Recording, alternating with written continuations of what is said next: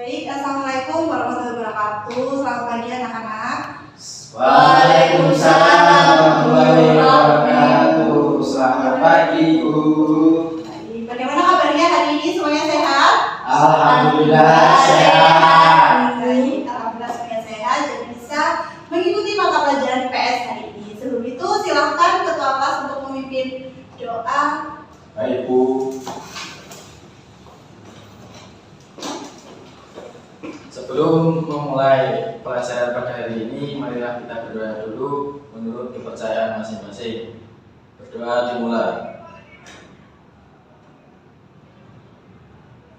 Doa selesai. Baik, terima kasih untuk ketua kelas telah memimpin doa. Baik, selanjutnya Ibu akan mempresentasi terlebih dahulu ya. Ya, Bu.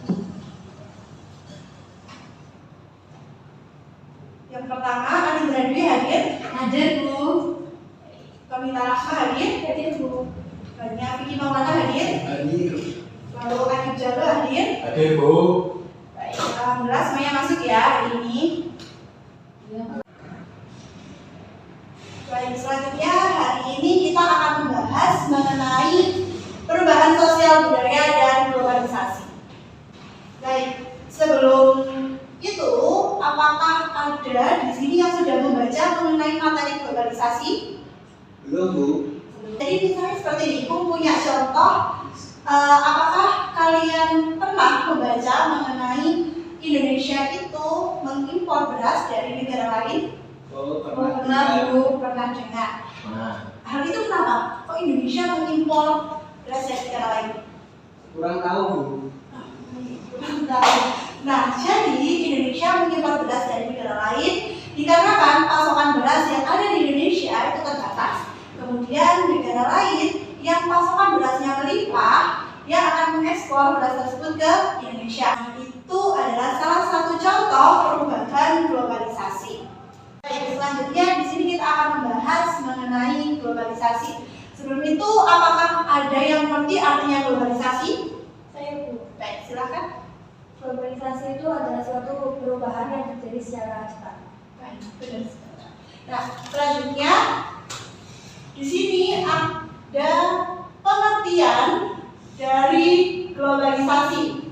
Globalisasi merupakan suatu proses interaksi dan juga integrasi di antara masyarakat dunia atau bisa disebut dengan proses mendunia. Nah, dengan adanya globalisasi ini akan menyebabkan kebudayaan dan juga ilmu pengetahuan itu tersebar. Selanjutnya di sini ada bentuk-bentuk globalisasi. Bentuk-bentuk globalisasi ini terbagi menjadi 4. Yang pertama di bidang budaya. Pada bidang budaya ini akan memberikan manfaat untuk memperkaya budaya, tetapi sisi negatifnya budaya lokal akan semakin tersisihkan. Nah, siapa yang mengerti salah satu contoh globalisasi di bidang budaya? Tidak tahu, Bu. Jadi salah satu contoh globalisasi di bidang budaya adalah penggunaan bahasa Inggris. Nah, sekarang penggunaan bahasa Inggris itu kan menjadi bahasa internasional ya. Jadi kalau kita mau ke luar negeri, mau kemana itu bisa menggunakan bahasa Inggris. Lalu yang kedua ada di bidang komunikasi dan iptek, yakni memberikan kemajuan terhadap teknologi dan juga komunikasi. Pada bidang komunikasi ini contohnya kalau kita zaman dulu mau menaikkan kabar itu kan menggunakan surat. Nah, kalau sekarang sudah ada teknologi yang namanya handphone, jadi kita bisa cepat untuk menyampaikan surat tersebut.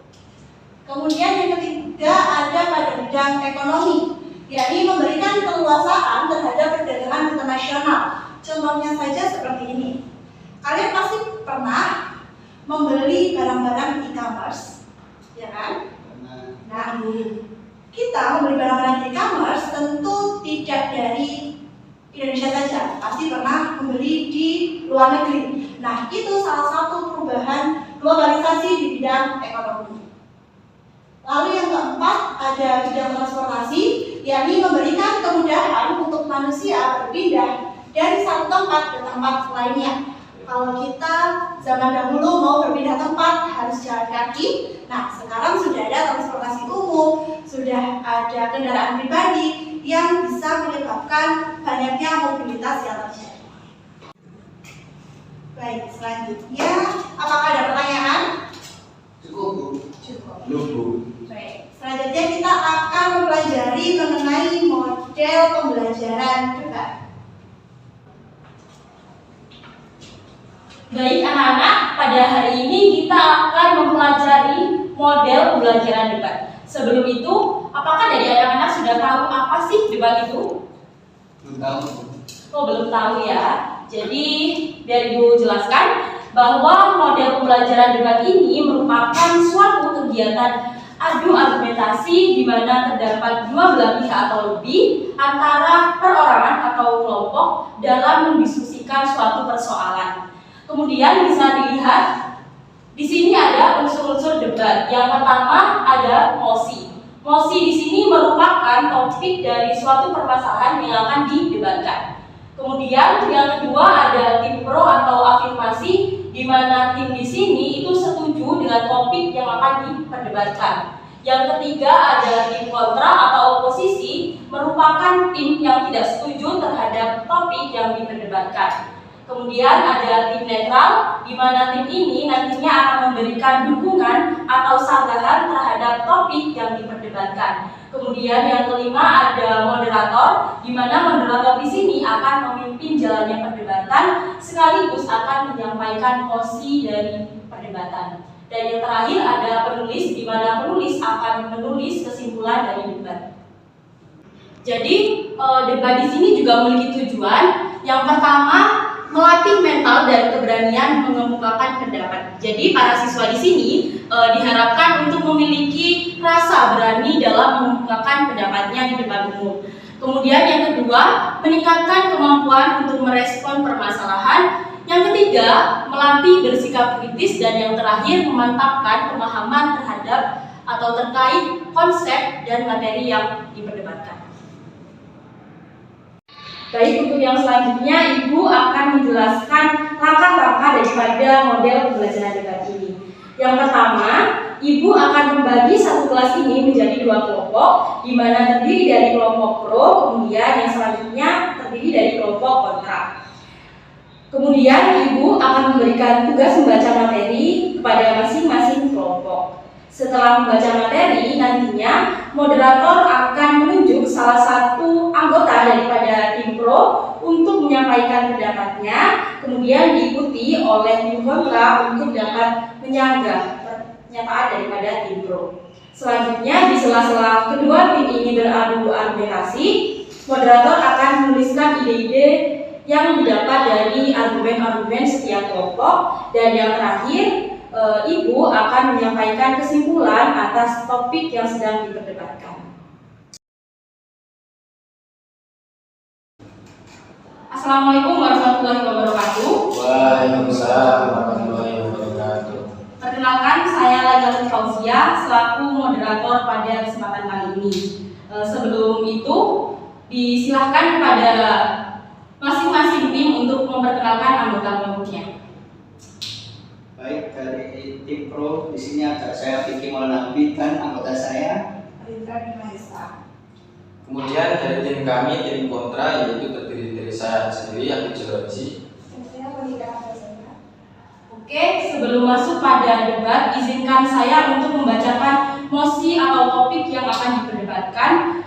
Untuk mosi atau topik yang akan diperdebatkan ialah pengaruh globalisasi terhadap tingkat pendidikan dan perilaku siswa di sekolah menengah pertama. Selanjutnya, disilahkan kepada tiap-tiap tim untuk mendiskusikan mosi yang akan diperdebatkan.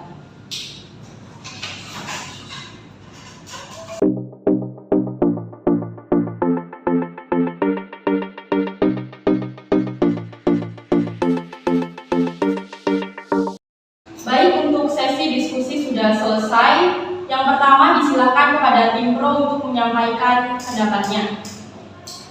Baik, terima kasih moderator atas kesempatannya yang diberikan. Sebelumnya saya sangat setuju ya dengan adanya globalisasi ini dapat memudahkan para siswa untuk mengakses informasi-informasi mengenai pendidikan itu sendiri. Oke, terima kasih kepada tim pro atau afirmasi. Selanjutnya disilakan kepada tim kontra atau oposisi untuk menyampaikan pendapatnya. Baik, saya izin berpendapat. Saya tidak setuju dengan adanya globalisasi ini karena dapat menimbulkan ketergantungan dan tidak sedikit dari siswa yang memanfaatkan globalisasi ke arah yang negatif. Baik, terima kasih disampaikan untuk tim kontra. Selanjutnya kepada tim pro disilakan untuk menanggapi. Baik, terima kasih atas kesimpulannya. Saya menegaskan kembali bahwa globalisasi ini memiliki peranan yang sangat penting di berbagai bidang, terlebih pada tingkatan pendidikan. Sebagaimana kita tahu bahwa pandemi COVID-19 kemarin menuntut kita, para siswa, untuk belajar secara daring, yang mana hal ini menjadi salah satu bentuk dari pengaruh globalisasi. Terima kasih kepada tim pro. Selanjutnya disilakan kepada tim kontra untuk menyangga. Menurut pendapat saya, perkembangan globalisasi ini dapat memunculkan transisi cepat, di mana jika dilihat pada kasus COVID-19 kemarin, siswa cenderung akan lebih senang mengakses jawaban gambar di internet tanpa mau berpikir dan memahami materi. Terima kasih. Selanjutnya kepada tim pro disilakan untuk menanggapi. Selain meningkatkan siswa memberi informasi, adanya pengaruh globalisasi ini dapat meningkatkan kualitas pendidikan, di mana saat ini kita dapat memanfaatkan berbagai teknologi, misalkan di pendidikan, kita bisa memanfaatkan komputer untuk mempermudah siswa dalam melakukan pembelajaran. Terima kasih disampaikan kepada tim pro. Selanjutnya kepada tim kontra disilakan untuk menyampaikan pendapatnya. Baik, terima kasih. Saya tidak setuju dengan pernyataan tersebut. Dikarenakan pemanfaatan teknologi di sini sudah dapat menggeser budaya membaca buku pada siswa yang kemudian beralih pada pemanfaatan komputer. Ya, terima kasih kepada tim kontra. Selanjutnya tim pro disilakan untuk menanggapi. Baik, di era sekarang ini kan sangat penting untuk siswa mengikuti perkembangan zaman atau tuntutan globalisasi. Salah satunya para siswa itu dianjurkan untuk dapat mengetik 10 jari untuk mengerjakan tugas-tugas yang diberikan oleh pendidik. Terima kasih disampaikan kepada tim pro. Selanjutnya kepada tim kontra disilakan untuk menanggapi. Saya tidak setuju karena penggunaan media buku lebih baik sebagai media tulis, yang mana hal ini harus tetap dipertahankan agar para siswa tidak lupa bagaimana cara menulis dengan rapi dan benar. Terima kasih. Selanjutnya kepada tim pro disilakan. Baik, sangat penting untuk diketahui bahwa globalisasi ini dapat mendorong siswa untuk dapat menciptakan karya inovatif dan menjadikan siswa melek iptek seperti itu. Terima kasih. Selanjutnya pada tim kontra atau oposisi disilakan untuk menyampaikan sanggahannya. Penting juga diketahui bahwa adanya pengaruh globalisasi dapat menurunkan kualitas moral siswa, di mana banyak situs-situs negatif yang dapat mempengaruhi moral dari siswa itu sendiri.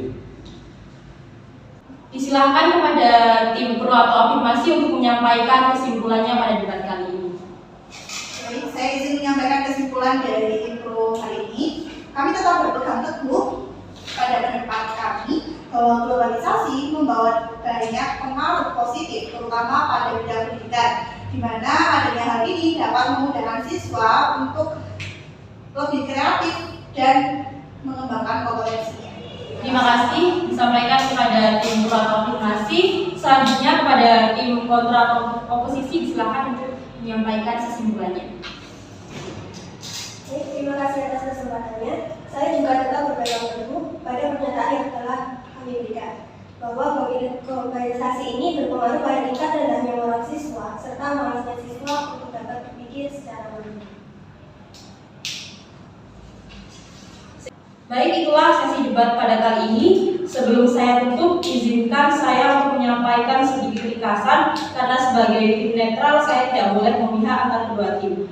Jadi globalisasi di sini memiliki segudang pengaruh baik yang mana hal ini dapat dimanfaatkan oleh para siswa. Di samping itu, pemanfaatan dari globalisasi juga memiliki pengaruh negatif yang mana hal ini harus diimbangi dengan pengetahuan dan kemampuan untuk memfilter berbagai informasi maupun situs-situs dan konten-konten yang ada.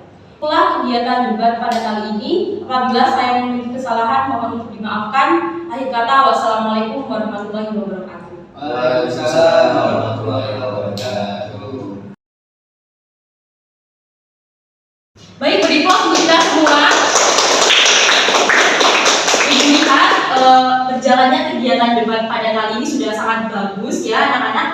Jadi untuk harapannya para siswa di sini diharapkan nantinya itu dapat lebih mengembangkan kemampuannya untuk berpendapat seperti itu. Kemudian Ibu sedikit menambahkan bahwa terkait topik yang telah diperdebatkan tadi, bahwa globalisasi ini kan memiliki dua sisi ya, di mana ada sisi positif dan juga sisi negatifnya. Kemudian hal ini itu kembali lagi pada diri kita masing-masing mau mengambil sisi positif atau negatifnya, di mana pada sisi positif ini jika dilihat memiliki banyak kebermanfaatan bagi kita di dunia pendidikan seperti itu ya. Kemudian untuk sisi negatifnya itu akan sangat berpengaruh baik itu kepada moral maupun perilaku daripada siswa itu sendiri. Mungkin itu saja untuk kelas hari ini. Ibu cukupkan. Sebelumnya apakah ada yang bertanya? Cukup ya, cukup ya. Baik, untuk ketua kelas disilakan untuk memimpin doa. Baik, karena kelas kita pada hari ini telah selesai, marilah kita akhiri kelas pada hari ini dengan berdoa. Berdoa dimulai. Berdoa selesai. Baik, terima kasih. Sebelum Ibu akhiri, terima kasih untuk semuanya karena hari ini sudah berjalan dengan baik. Hati-hati di jalan. Akhir kata, wassalamualaikum warahmatullahi wabarakatuh. Waalaikumsalam warahmatullahi wabarakatuh. Terima kasih Bu.